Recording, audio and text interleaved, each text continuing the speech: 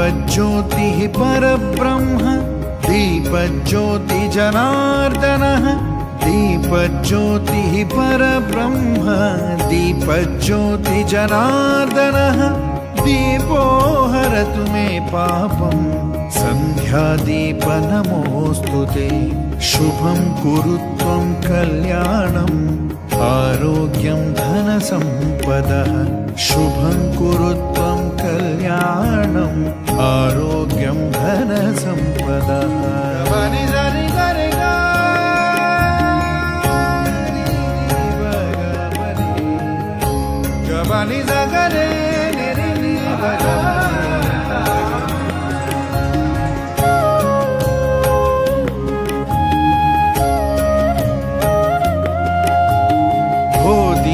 ब्रह्मरूपस्त्वं ज्योतिषां प्रभुरव्ययः ओ दीप ब्रह्मरूपस्त्वं ज्योतिषां प्रभुरव्ययः आरोग्यं देहि पुत्राश्च मति स्वच्छामि मे सदा शुभं कुरु त्वं कल्याणम् आरोग्यं धनसम्पदः शुभं कुरु त्वं कल्याणम् आरोग्यं धनसम्पदः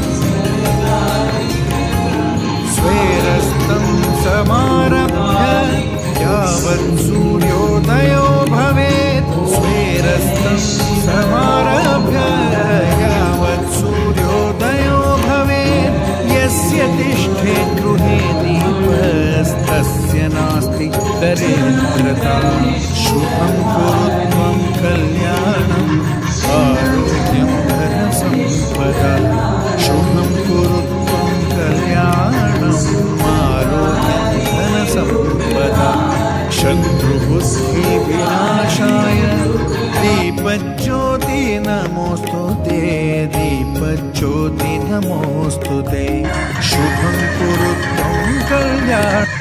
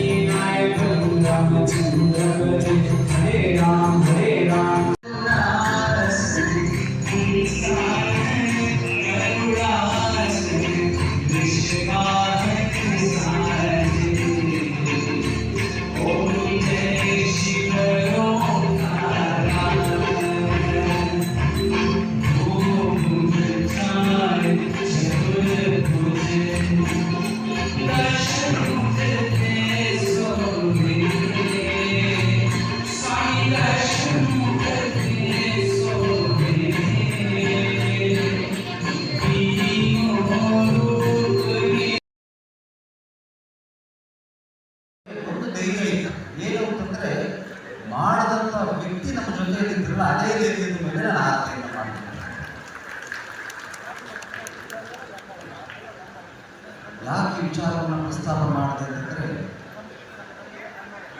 ಯಾವತ್ತು ಗುರು ಆದರೂ ನಮಗೆ ಮಾರ್ಗದರ್ಶನವನ್ನು ಕೊಡುವಾಗ ಅಥವಾ ವಿದ್ಯೆಯನ್ನು ಹೇಳಿಕೊಟ್ಟಾಗ ಮಾತ್ರ ಅವನು ಗುರು ಅನಿಸ್ಕೊಳ್ತಾನೆ. ನಮ್ಮ ಪ್ರತಿಯೊಂದು ಬದುಕಿನ ಕ್ಷಣದಲ್ಲೂ ಜೊತೆಯಲ್ಲಿ ನಿಂತು ನಾವು ಮಾಡ್ತಾ ಇರ್ತಕ್ಕಂಥ ತಪ್ಪನ್ನು, ನಾವು ಮಾಡ್ತಾ ಇರ್ತಕ್ಕಂಥ ಒಳ್ಳೆಯದನ್ನು ಪ್ರತಿ ಒಂದನ್ನು ಅವನೇ ಆದ ರೀತಿಯಲ್ಲಿ ತಿದ್ದುಕೊಂಡು ಅರಿವನ್ನು ಮೂಡಿಸ್ಕೊಂಡು ಬರ್ತಾನಲ್ಲ, ಅವನೇ ನಿಜವಾದ ಗುರು ಅಂತ ಭಗವಂತ ಹೇಳ್ತಾನೆ. ಅಂಥ ಒಂದು ಗುರುಸ್ಥಾನದಲ್ಲಿ ಇವತ್ತಿನ ದಿವಸ ನಮಗೆ ಅವರು ಕಂಡು ಭಾರಿ ಸಂತೋಷ.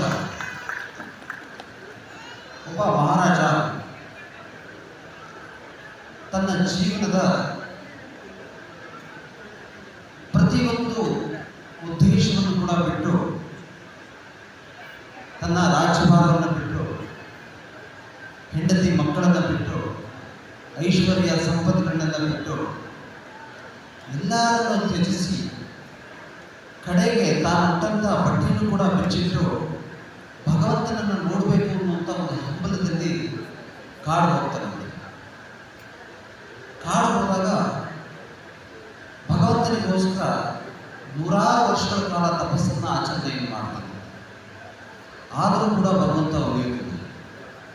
ಅವರಿಗೆ ಭಾರಿ ಮನಸ್ಸಿಗೆ ಬೇಜಾರಾಗಿ, ಇಷ್ಟೆಲ್ಲ ತಪಸ್ಸನ್ನು ಮಾಡಿದ್ರು ನನ್ನ ಸ್ವಾರ್ಥತನವನ್ನು ಬಿಟ್ಟರೂ ಕೂಡ ಭಗವಂತ ನನಗೆ ಯಾಕೆ ಇಷ್ಟೆಲ್ಲ ಪರೀಕ್ಷೆ ಮಾಡ್ತಾ ಇದ್ದಾರೆ ಅಂತ ಹೇಳಿ ಕಠಿಣ ತಪಶ್ಚರ್ಯವನ್ನು ಆಚರಣೆ ಮಾಡ್ತೀನಿ ಅಂತ ಹೇಳಿ ತಲೆಯಲ್ಲಿ ಕೆಳಗಡೆ ಇಟ್ಟು ಭಗವಂತನನ್ನ ನಾಮಸ್ಮರಣೆಯನ್ನು ಮಾಡ್ತಾ ಹೋಗ್ತಾರೆ.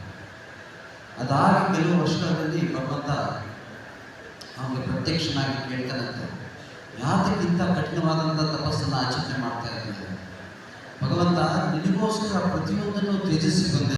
ಆಗೋದಿಲ್ಲ, ಬೆಳೆಯಲ್ಲ, ಭಯ ಬೇಡ. ಎಲ್ಲಿದೆ ಈ ಪ್ರಪಂಚದಲ್ಲಿ ಅಂತ ಸಂಪ್ರದಾಯದಲ್ಲಿ ಭಗವಂತ ಕೇಳ್ತಕ್ಕಂಥದ್ದು ನಿಮ್ಮ ಕೂದಲು ಕೇಳೋದಿಲ್ಲ, ನಿಮ್ಮ ವಜ್ರದ ಕಿರೀಟವನ್ನು ಕೂಡ ಕೇಳೋದಿಲ್ಲ, ನಿಮ್ಮ ನಿರ್ಮಲವಾದಂಥ ನಿಶ್ಚಲವಾದಂಥ ಪ್ರೀತಿ ಕೇಳ್ತಾರೆ ಅಷ್ಟೇ. ಒಂದು ಕೊಡ್ಲಿಕ್ಕಾಗಲ್ಲ, ಅದಷ್ಟೇ ಸಾಕು.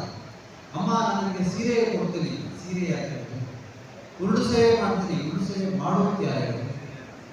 ನಮ್ಮ ಸ್ವಾರ್ಥತನವಿದ್ದರೆ ಉರುಳು ಸೇವೆ ಮಾಡಬೇಕು ಅನ್ಸುತ್ತೆ, ಸೀರೆ ಕೊಡಬೇಕು ಅನ್ಸುತ್ತೆ, ವಜ್ರದ ಕಿರೀಟ ಕೊಡಬೇಕು ಅನ್ಸುತ್ತೆ. ಅದೇ ನಿಸ್ವಾರ್ಥವಾದಂಥ ಬದುಕಿನಲ್ಲಿ ಪ್ರತಿಯೊಬ್ಬರಿಗೂ ಒಳ್ಳೆಯದನ್ನು ಬಯಸ್ತಾ ಇದ್ದೀವಿ ಅಂತಂದಾಗ ನಿರ್ಮಲ ನಿಶ್ಚಲ ಮನಸ್ಸಿನಿಂದ ಪ್ರೀತಿ ತುಂಬಿ ಪ್ರತಿಯೊಬ್ಬರು ನನ್ನವರೇ, ಅವ್ರ ಕಷ್ಟಗಳು ನನ್ನದೇ, ನನ್ನ ಕಷ್ಟಗಳು ಅವರೇ, ನಾವೆಲ್ಲರೂ ಒಂದೇ ಎನ್ನುವಂಥ ಒಂದು ಸ್ವಭಾವಯುಕ್ತವಾದಂಥ ಒಂದು ಬಂಧನ ಬಂದಾಗ ಎಲ್ಲರಿಗೂ ಕೂಡಿ ಪ್ರಾರ್ಥನೆಯನ್ನು ಮಾಡಬೇಕು ಅನಿಸುತ್ತೆ. ಅಂಥ ಒಂದು ಮನಸ್ಥಿತಿ ಗಾಳಿ ಅದರದೇ ಆದಂಥ ಸುವಾಸನೆಯಲ್ಲಿ ಬೀಸುತ್ತದೆ. ಬೆಂಕಿ ಯಾವುದಕ್ಕೂ ಅದರದೇ ಆದಂಥ ವಿಶೇಷ ರೀತಿಯಲ್ಲಿ ಬೆಂಕಿಯನ್ನು ಬಿಡುವುದಿಲ್ಲ.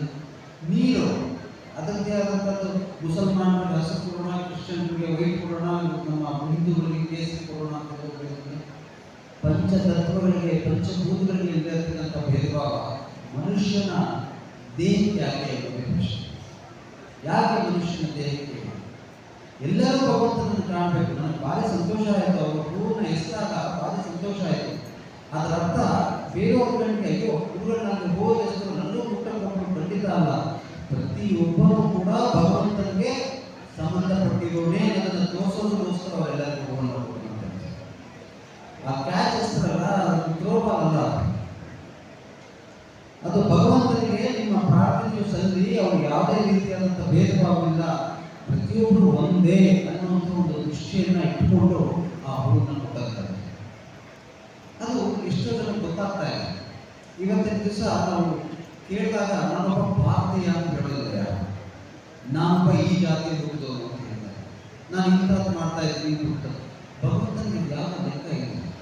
ನೀನು ಶ್ರೀಮಂತನಾಗಿರೋ, ಬಡವನಾಗಿರೋ, ಮತ್ತೊಬ್ಬನಾಗಿರೋ, ಇನ್ನೊಬ್ಬನಾಗಿರೋ, ನೀನು ಚೆನ್ನಾಗಿ ಕಾಣ್ತಾ ಇರೋ, ನೀನು ಹಿರಿಯ ಯಾವ ವ್ಯತ್ಯಾಸಗಳು ಕೂಡ ಭಗವಂತನಿಗೆ ಬರೋದಿಲ್ಲ. ಭಗವಂತನಿಗೆ ಬರುವಂಥದ್ದು ಒಂದೇ, ಪರಮರಲ್ಲೂ ಇರುವಂಥ ಆತ್ಮನೇ ಪರಮಾತ್ಮ ಅನ್ನುವಂಥದ್ದು. ನಾನೆಲ್ಲರಲ್ಲೂ ಇದ್ದೀನಿ, ಎಲ್ಲರ ದೇಹದಲ್ಲೂ ಇದ್ದೀನಿ, ಸದಾ ಚಿರಸ್ಥಾಯಿಯಾಗಿದ್ದೀನಿ. ನನಗೆ ಬೇಕಾಗಿರ್ತಕ್ಕಂಥದ್ದು ಒಂದೇ. ನಿಮ್ಮ ಪ್ರಾರ್ಥನೆ ಪ್ರತಿ ದಿವಸ ಕೂಡ ಮಾಡುವಾಗ ಎಲ್ಲರ ಜೀವನ, ಎಲ್ಲರ